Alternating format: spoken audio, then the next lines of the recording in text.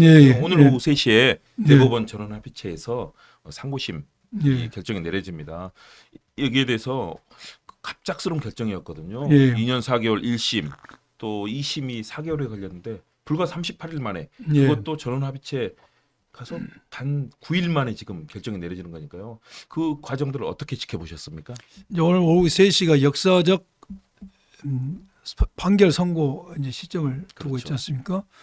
그러면은 대법원이 전원합의체에 회부를 하는 것, 그리고 전원합의체가 많이 기일이 있으면 한 달에 한 번인데 이번에 벌써 두세 번 했다는 것, 이 자체가 매우 이례적이죠. 엄청나게 이르죠. 매우 이례적이고 또 선고까지 오늘 한다는 것은 정말로 아주 극히 이례적인 일입니다. 여기에 대해서 왜 그러면 대법원이 이런 이례적인 조치를 했을까? 여기에 대해서는 내 순전히 제 뇌피셜인데 네. 지금 우리나라의 사법 체계를 보면은 대법원이 굉장히 이 모든 판사들은 대법관 가기를 희망합니다. 뭐 헌법재판관도 훌륭하신데 네. 대법관을 가기를 희망하고, 그리고 이제 대법관이 우리 사법 체계의 어떤 최고의 결정 시스템이죠. 그렇죠. 그런데 지금 최근에 보면은 우리나라의 모든 크고 작은 이슈가 헌재에서 결정이 나오고 있어요. 그렇죠. 최근에 다 그랬었죠. 헌재에서 네네. 헌재에서 결정이 되고 있어서 헌재 유상이 굉장히 크죠. 가장 큰 것은 대통령에 대해서 이제 탄핵 결정을 했다는 것이 엄청난 헌재의 유상, 영향력을 입증을 한 겁니다. 그러면 대법원은 뭘 하고 있는 것인 기관인가?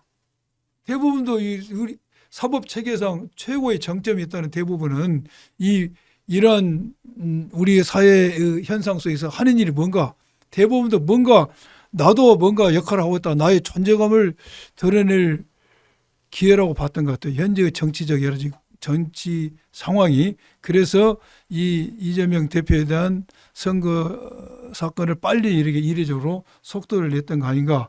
배경은 그런 것 같아요. 네. 배경은 그런데 네. 제 생각인데 결론은 세 가지 경우 수가 있어요. 오늘 할 수 있는 게 네. 세 가지가 있지 않습니까? 하나는 상고 기각, 또 하나는 파기 자판, 하나는 파기 환송이 있습니다. 그렇죠. 상고 기각은 2심에서 무죄가 선고된 것에 대해서 검사가 상고를 했는데 상고 잘못됐어. 상고 기각이 무죄가 확정이 되는 것이죠. 그렇죠. 그거 뭐 우리가 너무나 좋은 것이고, 이렇게 되면은 또 흔히 보는 게 그렇죠. 대부분의 사례들이죠. 그렇죠. 이재명 네. 대표 입장에서는 정말로 날개를 다는 것이죠. 또 하나 가장 저희들이 이제 두려워한 게 파기 자판입니다. 파기 자판을 법률적으로 할 수 없는 게 아닙니다. 할 수가 있습니다. 네. 그런데 지금까지 파기 자판을 한 사례는 극히 적습니다. 그리고 어떤 경우에 파기 자판을 하냐? 파기 자판은 두 경우가 있을 거 아닙니까? 2심에서 무죄가 난 것을 파기 자판으로 유죄를 선고하는 경우가 있을 것이고, 2심에서 유죄가 난 것을 파기 자판으로 무죄를 선고한 경우가 반대되는 경우죠. 반대가 있는데, 네. 지금까지 파기 자판한 사례를 보면 유죄가 선고된 것을 파기 자판 무죄를 선고한 케이스, 아니면은 유무죄를 떠나서 공소 기각, 면소 판결이라고 재판 절차가, 검사의 공소 제기 자체가 잘못됐다 그래서 이게 피고인이 유리하게 공소 기각이나 면소 판결 아니면은 무죄 판결은 사례는 있었어요. 네. 그런데 무죄를 유죄로 하는 파기 재판은 한 건도 없었습니다. 네. 그래서 대법원은 절대로 파기 재판을 하지는 않을 것이다. 파기 재판을 하게 되면은 그 자체의 정당성을 잃어버리고 국민적 비판을 피해갈 수가 없습니다. 사법의 정치화를 노골화된 것이니까.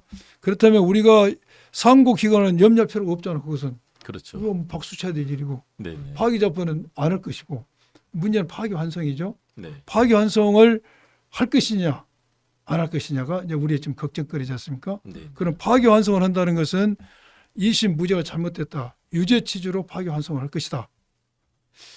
그럼 파기 환송을 해서 대법원이 얻을 수 있는 이익이 뭔가? 설사 유죄 취지로 파기 환송을 한다 할지라도 2심으로 내려가면 다시 재판해야 되거든요. 그렇죠. 그 전에 이재명 대표 대선 선거 끝나버립니다. 그렇죠. 6월 3일이니까. 6월 3일이고, 두 번째는 파기 환송을 할 때는 왜 이것이 무죄가 아니고 유죄라는 유죄 이유를 자세히 써서 내려보내요. 그것이 지지율에 영향을 미치겠죠. 그렇죠. 그러나 그 영향을 미치는 정도가 현재의 대세를 꺾지는 못할 것이다. 그래서 파기환송을 한다 하더라도 이재명 후보가 대선 가도를 달리는 데는 전혀 영향이 없다. 현실적으로. 네. 그러면 대법원은 얻을 게 뭔가 얻을 게 하나도 없어요. 그런데 그런 파기환송을 하겠는가? 네. 이렇게 어떤 정무적으로 봤을 때 또 범이론적으로 봤을 때 이재명 대표에서 집행유예 선고했던 1심 판결과 이재명 대표에 대해서 무죄로 선고했던 2심 판결을 보면은 판결의 완성도가 2심의 판결의 완성도가 엄청 높습니다. 굉장히 그만큼 깊이 있는 분석이 깊이 있는 있더라고요. 분석을 했어요. 네. 깊게 분석으로 꼼꼼히 따졌습니다.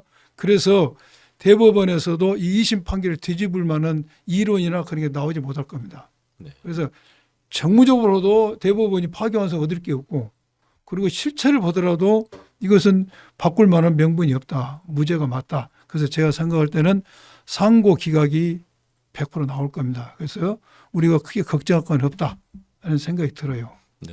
많은 분들이 혹시나 하면서 이제 걱정스러운 목소리를 전해주시는데 법 절차적으로도 만일의 경우 대법관들끼리 이견이 있거나 아니다라고 한 분이라도 있다면 그렇죠. 다시 들여다봐야 되는 것 아니겠습니까? 그래, 그러면 절차적으로 시간상으로도 도저히 맞습니다. 불가능하죠. 절차적으로도 지금 12명이 재판을 하고 있는데 이게 파기환송을 한다거나 파기 재판한다거나 뭔가 그렇다면 이견이 서로 있겠죠. 그렇죠. 그런데 이렇게 빠른 사이에 오늘까지 3번 심리하고 바로 선고를 한다.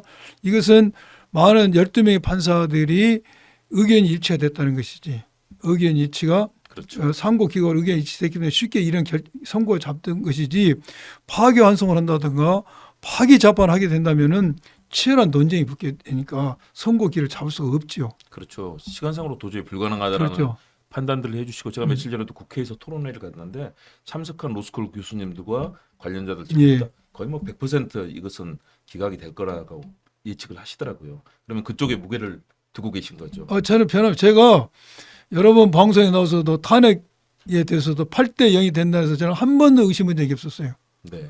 탄핵이 8대 0으로 인용될 것인자에 대해서 제가 한 번도 의심한 적이 없었고 선고 기일도 이재명 대표 2심 선고 기일에 잡힐 거라도 제가 예견했어요. 그리고 선고 기일이 언제 잡히냐. 이재명 대표 선고 내서 4월 1일이면 선고 기일이 잡힐 것까지 제가 예견했어요. 제 얘기도 다 맞았어요. 네. 한 번도 틀린 적이 없었습니다. 대법원이 이 아까 처음에 얘기해 주신 존재감을 드러내는 그런 얘기를 하셨잖아요. 그건 제 내피셜이에요. 예, 그러니까요. 내피셜인데 사실은 그렇게 해서는 안 되는 안 거예요. 되죠. 이것은 사법의 정치화죠. 그렇죠. 절대로 해서는 안 될 짓을 한 거죠. 지금 이번 과정에 대해서 어제도 민주당 의원들께서는 이제 사법의 정치화에 대한 그렇죠. 얘기 제기를 많이 하시는데요. 예. 그동안의 문제가 사실은 검찰의 정치화 또 사법 절차의 정치화에 대한 지적들이 많이 있었는데 이거 어떻게 좀 개선을 해야 되는 거 아닙니까? 어떻게 지금 이제 검찰 개혁에 대해서는 우리가 많이 화두에 올랐고 많은 언론과 여론이 지적을 했습니다. 검찰 개혁이 뭐 미완은 아니지만은 많이 이제 진행이 됐지 않습니까? 근데 우리가 지금까지 사법 개혁에 대해서는 목소리를 내지 못했어요. 그렇죠. 근데 저는 제가 국회의원이 된 이후 왜 국회에 나오는가? 왜 국회에 되려는가? 국회에 나온 변은이 있었을까 합니까? 그렇죠. 제가 출마할 때 사법부 개혁을 했었습니다. 그때 그거가 정의로운 나라, 네, 정의로운 사회다. 공정한 사회가 우리의 모든 분쟁의 마지막 골키퍼는 사법부입니다. 그렇죠. 여기서 잣대가 흐려지게 되면은 정의가 실현되지 않습니다. 그래서 우리는 이 정권에서 사법부를 개혁해야 됩니다. 네. 사법부 개혁이 여러 가지겠지만은 저는 배심제를 주장합니다. 예.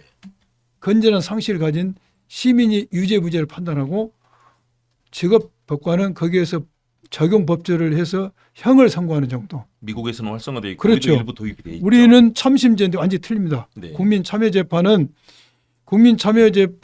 배심제도 완전히 틀린데 배심제는 모든 범죄에서 합니다.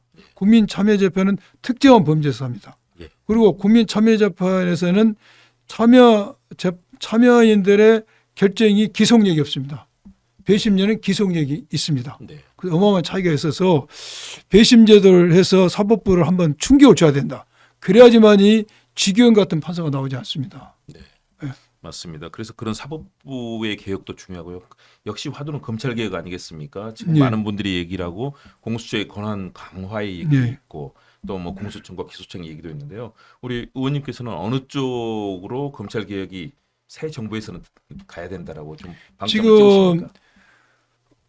검찰 이번 정권에 윤석열 정권에 있어서 검찰은 스스로 존재 의미를 상실해 버렸고 여기에 그렇죠. 대해서는 이제 회복 불가능 정도까지 와버렸습니다. 그래서 검찰 공화국이라고 예, 불렸죠. 이 검찰이 이 독재 정권의 앞잡이 노릇을 하고 예. 이 홍위병 노릇을 했습니다. 해도 웬만히 하지. 지금도 그렇게 예, 하고 있죠. 해도 아주 뭐 너무 해버렸어. 그렇죠. 너무 해버려가지고 이재명 대표 같은 경우는 수사라는 이름을 빙자해서 도륙을 한 거지 사람을. 그렇죠. 수사가 도륙이야 이것은 몇 년간.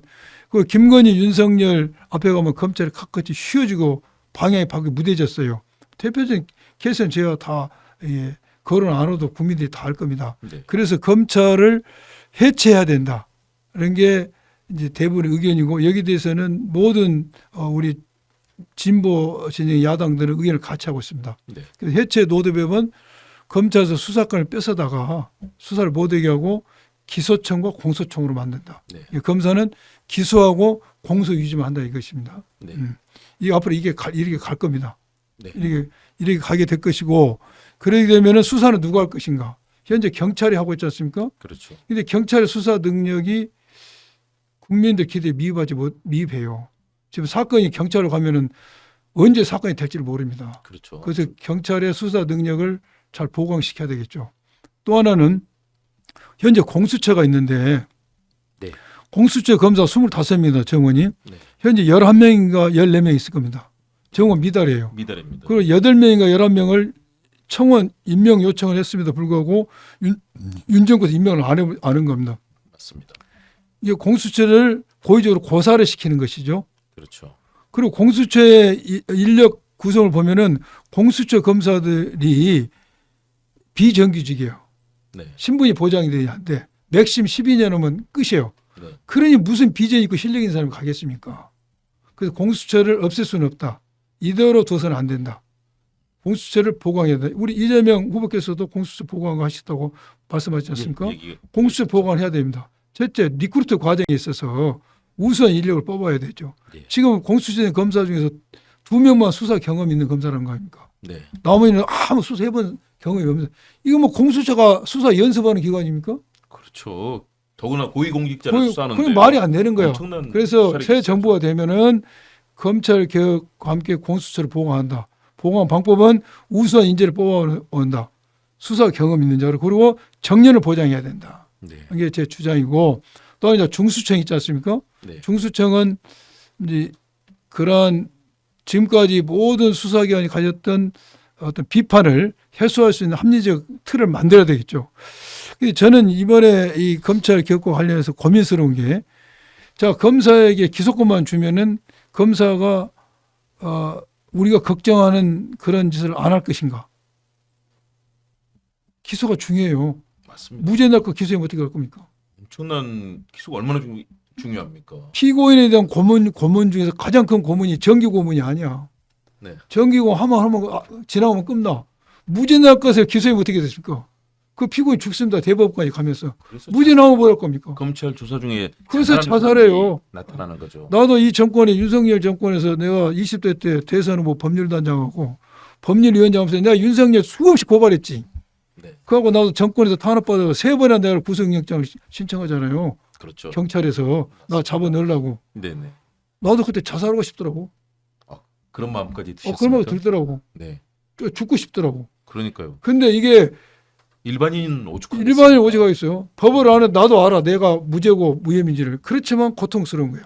법을 모르는 시민들은 기소해서 대법원까지 가서 죽습니다. 그러면 검사에게 기소권만 주면 검사가 무죄 날 거에 괘씸한 놈을 새끼 기소해버리죠 말이에요. 사실은 그런 일이 비일비재했죠. 또한 네. 기소해야 되는데 기소 안 해버려.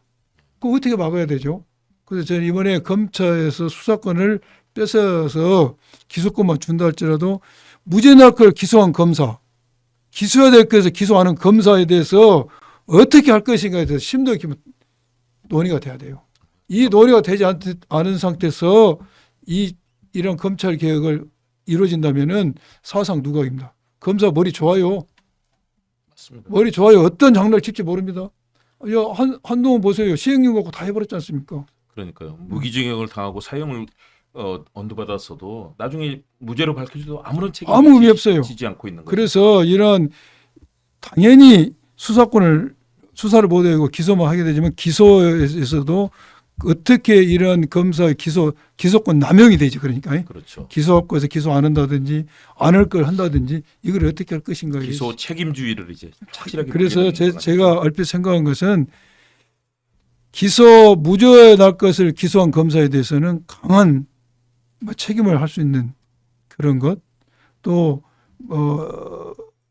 기소해야 될 것을 기소 안 한 것에 대해서도 어떤 보완책 이런 게 필요할 것 같아요. 그거 정말 지금도 약간의 그런 제도를 있는데 그 제도를 보다 더 구체화하고 확장할 필요가 있다. 그런 생각이 듭니다. 네. 중요한 화두들을 말씀해 주셨습니다. 이렇게만 가면 최소한의 검찰개혁, 사법개혁의 화두가 만들어지고 실행이 될 것 같은데요. 바로 그 출발은 이제 이번 대선에서의 새 정부 출범이고. 압도적 정권 교체가 돼야지만 이것이 가능해요. 맞습니다. 압도적 정권 교체가 안 되면은 지금도 우리 사회가 보수와 진보의 심리적 내전 상태에 빠져 있는데 압도적 정권 교체 안 되면은 0.73포인트로 이긴다든지 그러면은 계속 보수 구구가 이 정권을 흔들기 때문에 내용 있는 내실 있는 속도감 있는 개혁하기 힘들어요.